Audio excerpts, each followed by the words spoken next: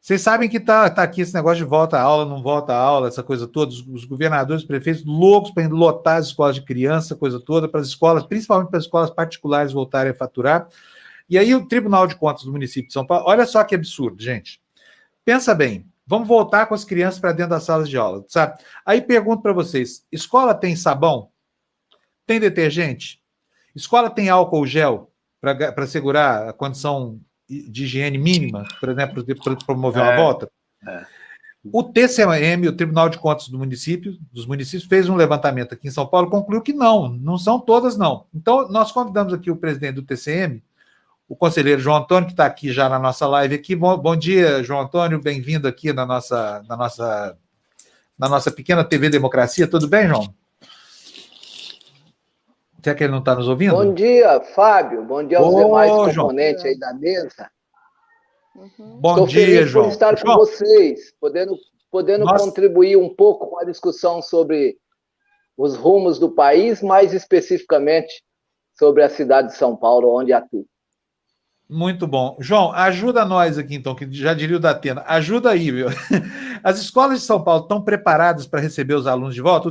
Eu vi um trabalho do Tribunal de Contas do município, uma auditoria, que diz o contrário, que não, né? Tem muita escola aí que não pode receber aluno aí porque não tem condição mínima sanitária, não é isso, João? Exatamente. O Tribunal de Contas, primeiro, bom dia a todos que estão João. Aí nesta bancada de entrevista, bom dia àqueles que estão nos assistindo. O Tribunal de Contas do município de São Paulo tem se preparado nos últimos anos para fazer um tipo de controle baseado mais na prevenção e no controle concomitante. Nós, junto com outros tribunais de contas do Brasil, estamos fazendo uma revisão da tradição do controle externo exercido pelos tribunais de contas no país, que antes se preocupava com o controle posterior, o controle de conformidade. E nós estamos mais preocupados agora com o controle preventivo e com o controle concomitante. Controle preventivo feito basicamente nas análises de licitações, não só, mas fundamentalmente nas análises de licitações, e o controle concomitante em tempo real, no acompanhamento das execuções contratuais. Por que faço essa explicação inicial antes de dar a resposta à excelente pergunta do Fábio? Porque não adianta chegar depois do desperdício do dinheiro público. O papel do controle externo é chegar antes do desperdício do dinheiro público e, ao mesmo tempo, contribuir para que políticas públicas exitosas possam, de fato, prevalecer, no meu caso, na cidade de São Paulo. E nós fizemos uma auditoria muito, muito bem feita pelos nossos técnicos do Tribunal de Contas. Aliás, um parênteses, o Tribunal de Contas tem um corpo técnico da mais alta competência concursado, e nós fizemos, então, uma auditoria nas escolas. Aliás, nós estamos fazendo exatamente um processo de acompanhamento em tempo real das situações da escola, situação física, né? Além de analisar também em outros processos o processo da o estágio da educação, a situação pedagógica do ensino na cidade de São Paulo. Mas, neste caso, nós analisamos efetivamente a situação física da escola, e a situação, como bem adiantada pelo Fábio, foi calamitosa, né? Banheiros sem tampas, sem papel higiênico, sem álcool gel. Então, é uma situação que, para o retorno das aulas em tempo de pandemia, aí é fundamental que o prefeito e o secretário de Educação se disponha a fazer com que reformas urgentes aconteçam nessas escolas e que ingredientes básicos, simples, como sabonete, estejam colocados à disposição das crianças. Ô, João, além dessa questão sanitária e higiênica aí, do sabonete, da água, enfim, uma outra coisa que me ocorre é bebedouro. Normalmente as escolas têm bebedouros coletivos. Como é que, eu não sei se chegou a esse nível de detalhe a auditoria que vocês fizeram. Chegamos e constatamos exatamente que quando tem bebedouro, que em partes da escola, um percentual alto das escolas não tem bebedouros, os bebedouros estão quebrados, né? Eles são inadequados para tempo de pandemia, para tempo de enfrentamento da pandemia. De maneira que, inclusive, o relator da matéria está debruçado para fazer as devidas recomendações e, em alguns casos, determinações, para que a administração possa, em caso de retorno às aulas, cumprir alguns quesitos básicos, fundamentais para a segurança dos alunos e do corpo funcional de cada escola. Pela pesquisa que vocês fizeram, há uma sinalização de que se pretende voltar às aulas, né? Senão não estaria fazendo uma pesquisa nesse momento, né? Os senhores têm uma sinalização nesse sentido. Essa sua pergunta remete a uma outra discussão, as competências do Tribunal de Contas, de competências constitucionais do Tribunal de Contas.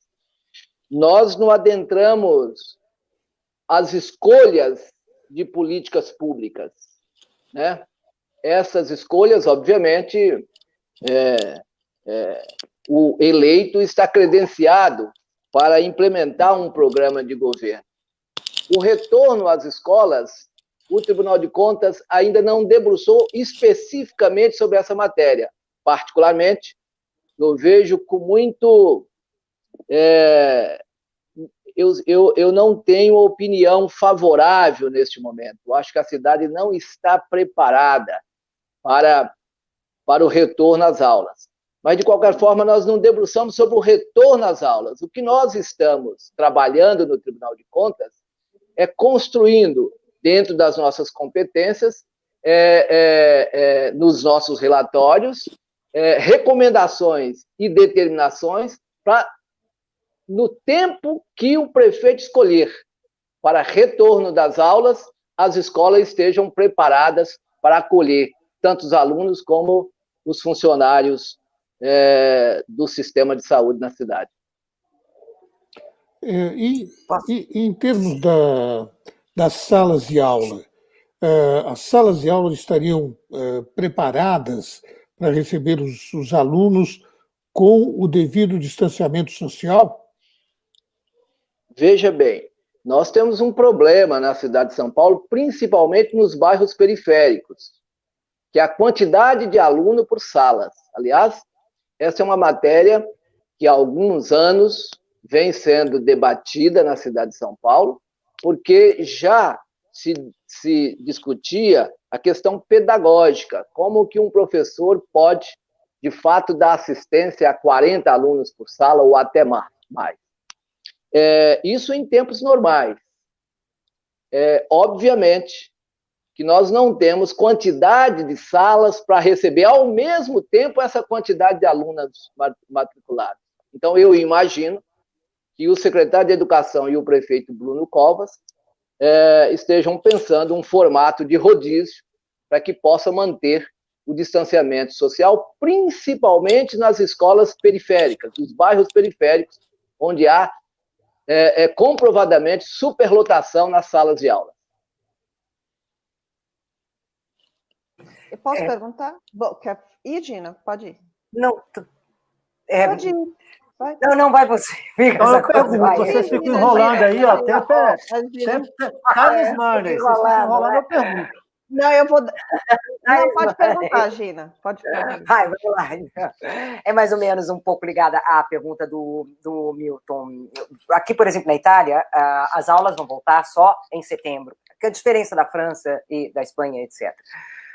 Isso, como resultado, foi um resultado muito positivo, no sentido de que o controle da epidemia na Itália está muito mais reforçado do que o retorno nos outros países. Mas foi feito também um balanço de quanto é que isso vai custar para reformar as salas de aula, para reformar os bancos, para reformar uma série de coisas, né? Agora, vocês já fizeram um levantamento de custos, de quanto é que ficaria essas modificações para o coronavírus, sem contar da infraestrutura que já estava carente antes da pandemia? O Tribunal de Contas apenas debruçou sobre a situação atual das escolas e fez apontamentos, né? Mas não debruçou sobre o futuro, sobre as reformas necessárias, né? Até porque esta iniciativa, o Tribunal de Contas sempre atua a partir do ato da administração. Nós, uma vez o ato praticado, o ato administrativo praticado, nós atuamos para controlar aquele ato, ver a regularidade, ver as irregularidades daquele ato praticado. Então, nós, obviamente, constatamos a realidade física das escolas, fizemos apontamentos e remetemos esses apontamentos para a administração, dando um tempo para as suas respostas.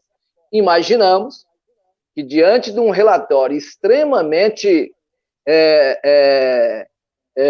um diagnóstico extremamente negativo da situação das escolas, o poder público, diante desta realidade, possa apresentar um projeto de retorno, obviamente incluindo as reformas das salas de aulas e do ambiente escolar. É isso que nós esperamos. Aliás, a nossa contribuição é exatamente com esse diagnóstico. O diagnóstico que nós fizemos não permite um retorno saudável das aulas em tempo de pandemia. Então, João, bom dia, tudo bem? Bom dia, minha querida. Como vai você? Quanto tempo, bom, Juliana? Pois é. Eu fico aqui me perguntando o sentimento da mãe, né, de levar as crianças para a escola numa condição como essa, né, que é um sentimento de muita insegurança, ao mesmo tempo também o trabalho de sobrecarga das famílias, né, sobretudo das mães em casa, e que é bastante generalizado. O Tribunal de Contas, quando ele oferece essa pesquisa, esse levantamento, né, ele também dá indicativos de quais medidas ou quais novas políticas poderiam ser adotadas para tentar melhorar a cadeia de um modo geral? Então, por exemplo, não tem esse investimento na escola, seria viável fazer um aporte, um recurso dentro da casa das famílias, ou a melhoria dos equipamentos de ensino dentro das próprias residências? Porque é muito complicado, né, fazer essa conta aqui para que a educação funcione. Eu acho que nós estamos fazendo um debate da mais alta importância neste momento, sobre a questão, sobre o papel do controle externo na democracia brasileira. Eu iniciei dizendo exatamente isso, que nós não adianta o Tribunal de Contas chegar depois do desperdício público. Os tribunais de contas, como instituição permanente de Estado, têm que atuar como uma avalista de políticas públicas exitosas. E tem também que contribuir para políticas públicas perenes. Nós temos regras da própria democracia de rotatividade no poder, né? E, obviamente, muitas vezes constatamos que políticas públicas exitosas iniciadas em um governo, por conta da rotatividade do poder, deixa de ter continuidade. Eu tenho defendido a ideia de um Tribunal de Contas que a partir de indicadores, de construção de indicadores, constate as políticas públicas exitosas e, a partir daí, aponte não como determinação, mas como referencial para que elas sejam recebidas e praticadas pelos sucessivos governos resultantes do processo de rotatividade do poder próprio da democracia. É isso que nós estamos fazendo. Por exemplo, nós estamos discutindo um exemplo. As escolas, nós temos diversos outros exemplos, transportes, etc., onde o Tribunal de Contas está atuando ou preventivamente, ou em tempo real, ou concomitante, na própria execução, durante a execução do contrato, para que nós possamos exatamente contribuir com a administração pública, cada um na sua competência, mas levantando diagnósticos precisos para orientar a administração pública a procurar uma trajetória que, de fato, vai ao encontro dos interesses dos cidadãos paulistanos, dos moradores da cidade de São Paulo. É isso que nós estamos fazendo. Nós, então, fizemos um levantamento, que não é um levantamento, é uma auditoria com todas as regras de uma auditoria, regras internacionais. E nessas auditorias, nós apontamos todas as deficiências do sistema. E, obviamente, estas deficiências apontadas em auditorias por técnicos qualificados deve servir, ou pelo menos deveriam ser adotadas pelo Executivo, no sentido de apontar novos rumos para a política naquela área, no caso, na educação. Então, o que nós fizemos é uma auditoria extremamente consistente sobre a situação das escolas na cidade de São Paulo. E a nossa expectativa é que esta auditoria consistente sirva de parâmetro para as políticas, para o retorno às aulas, e mais do que isso, para que nós possamos oferecer aos alunos e aos professores um ambiente escolar decente em tempo de pandemia, mas não só. Eu queria ter uma dúvida, doutor João, se o senhor puder me esclarecer em relação à auditoria, como é que foi o critério da escolha das escolas? A minha intenção de perguntar é o quê? Se ela respeitou a proporcionalidade entre escolas de muito baixa renda e escolas que têm uma situação social melhor. Sim, é um sistema onde o conjunto das escolas escolhidas ela representa a realidade socioeconômica da cidade de São Paulo, né? É óbvio que onde tem mais necessidade de educação pública, né, são os bairros periféricos. E tem um índice maior de escola nesse levantamento nas periferias da cidade, por uma questão óbvia. Lá é onde tem a maior demanda por ensino público, porque a população mais de classe média, uma grande parte, tem os seus filhos em escolas particulares. Então, obviamente que neste peso, nesse sopesamento, as escolas de periferias têm uma dedicação maior, um cuidado maior por parte dos nossos auditores. E os números na periferia são muito mais graves do que a média do resultado da auditoria, né, doutor João? Com certeza. E as escolas de periferia muito mais abandonadas, por incrível que pareça. A situação das escolas da periferia é de calamidade, com raras exceções. Obviamente que tem iniciativas locais de diretores que são da mais alta, envolve a comunidade, busca, inclusive, dentro das competências e das limitações legais, ajuda da comunidade para levantar a escola, dar um outro nível, outra qualidade à escola. Isso nós temos experiências exitosas na cidade de São Paulo, mas, em regra, as escolas da periferia estão muito abandonadas. João, desculpa, não tivesse um filho, não levaria para aula, não, né? O senhor tem um filho, levaria para uma escola dessa? Não sei se o senhor tem filho, mas o senhor autorizaria... Meus filhos já sou mais avançado. Eu convivi muito tempo com a escola de periferia. Eu sou um cidadão que vivi por 35 anos morando no bairro do Itaim Paulista, na Zona Leste. Quando eu ganhei a minha primeira eleição, fui vereador na cidade de São Paulo por 3 mandatos consecutivos, depois deputado estadual. Mas no Itaim Paulista, mesmo parlamentar, eu vivi 12 anos da minha vida convivendo com a população e com os problemas do bairro, no bairro do extremo leste de São Paulo. Meus filhos conviveram com essa realidade quando adolescentes, crianças, adolescentes. Hoje o Lucas já está com 27 anos, a Mariana com 36 e a Joana com 20. João, existem outros trabalhos, como o do Tribunal de Contas do município de São Paulo, em outras partes do Brasil? O senhor tem conhecimento? Sim, e nós temos um sistema de controle no Brasil, o controle externo é exercido pelos tribunais de contas estaduais, e nós temos uma entidade chamada Atricom, que é a entidade que congrega todos os tribunais de contas do país, inclusive o Tribunal de Contas da União. Eu sou um dos vice-presidentes da Atricom.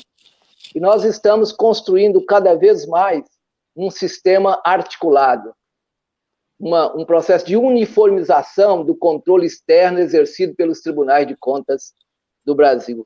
E a Atricom funciona, inclusive, como um mecanismo já que nós não temos o nosso Conselho Nacional, eu, inclusive, defendo que tenha, até pelo poder que a Constituição atribuiu aos tribunais de contas, poder imenso no controle externo, eu acho que tem que ter algo quem controla o controle externo, né?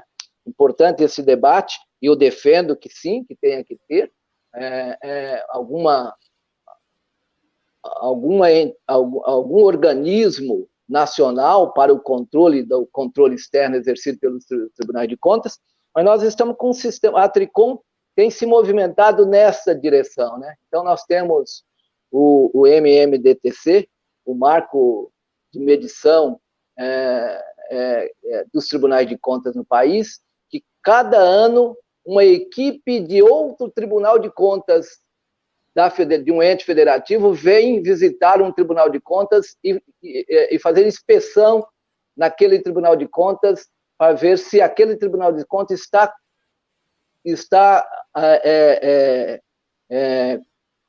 de acordo, atuando de acordo com as regras estabelecidas pela Intosai, Entidade Internacional de Controle Externo, e pelas regras também estabelecidas pela Atricom. João, deixa eu te perguntar outra coisa aqui, mudando de assunto um pouquinho. Queria saber o seguinte, muitas medidas de prevenção da fraude, a licitação, essa coisa toda, foram tomadas, agora foram afrouxadas, para que as prefeituras, os estados, pudessem comprar equipamento de emergência para a Covid. E nós vimos aparecer os escândalos aí pelo país. Como é que foi a atuação do Tribunal de Contas do município, já que São Paulo também teve que fazer compras rápidas e tudo mais, para assegurar que esses contratos feitos sob a justificativa da emergência da pandemia não vão conspurcar as contas públicas? Está cheio de espertalhão por aí, né? E eles estão buscando qualquer brecha para atacar. Como é que vocês se certificaram de que não iria acontecer? Esse é um desafio do controle externo exercido pelos tribunais de contas. Aqui na cidade de São Paulo, nós tomamos algumas medidas internas e, ao mesmo tempo, atuamos junto com o Executivo e com a Câmara, construindo outras medidas coletivas.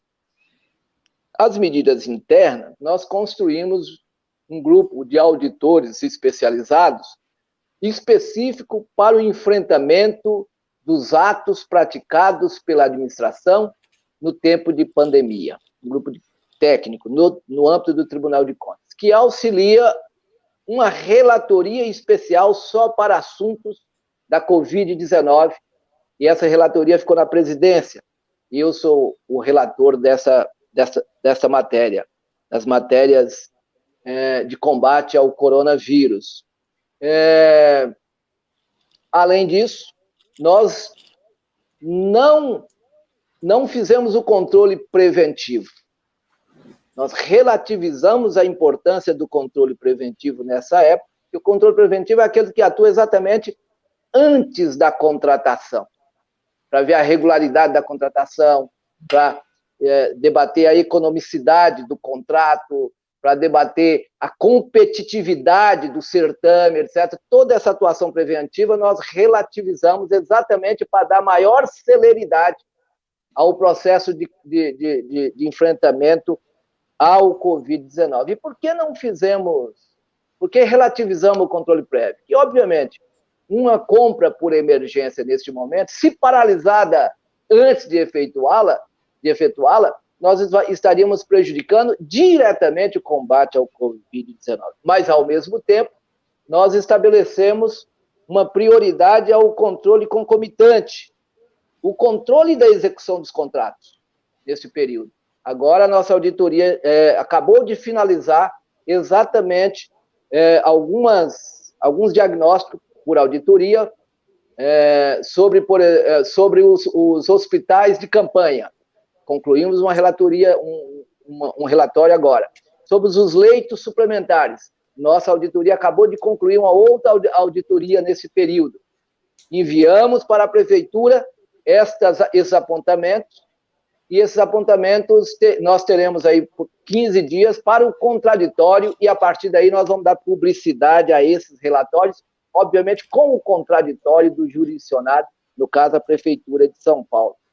Então, essas foram as medidas que nós tomamos no âmbito do controle externo. Agora, paralelamente a isso, nós decidimos, junto com o prefeito e com o presidente da Câmara, a criar a Câmara Institucional de Enfrentamento à Pandemia, que essa Câmara é composta pelo prefeito, pelo seu secretário de Negócio Jurídico, pelo secretário de Gestão e pelo secretário de Saúde. Da Câmara Municipal participa o presidente, o vice, a presidenta da Comissão de Saúde e o presidente da Comissão de Finanças.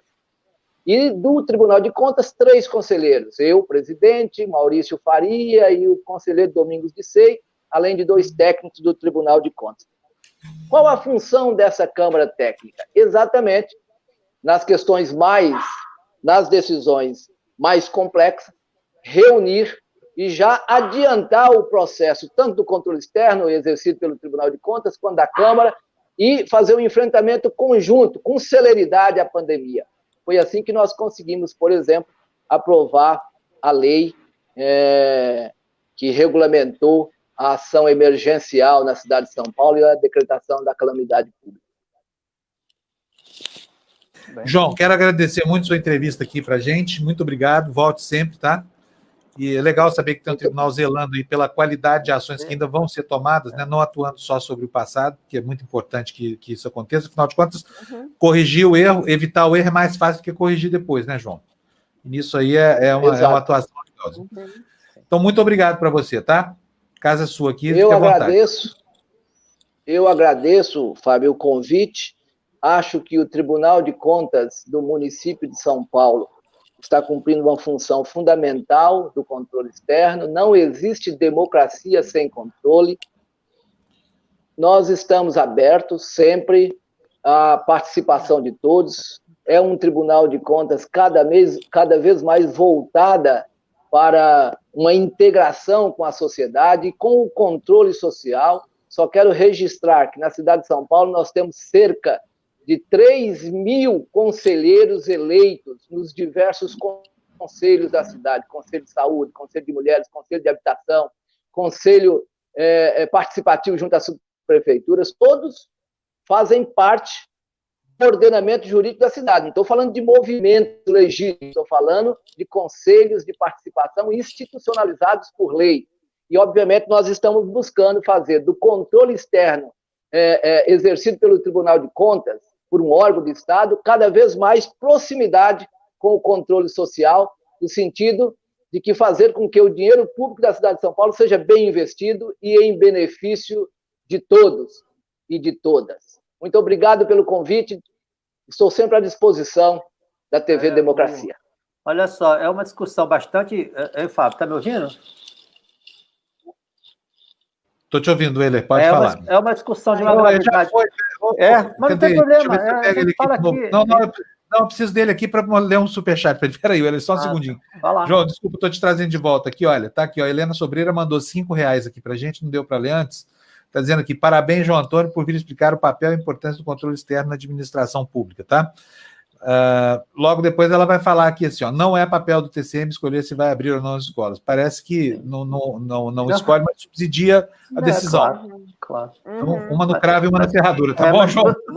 Você vê que uma discussão dessa magnitude, dessa importância, onde o Brasil está totalmente na contramão, está escolhendo quando e não como reabrir, você tem uma absurda omissão do governo federal. Quem é o ministro da Educação?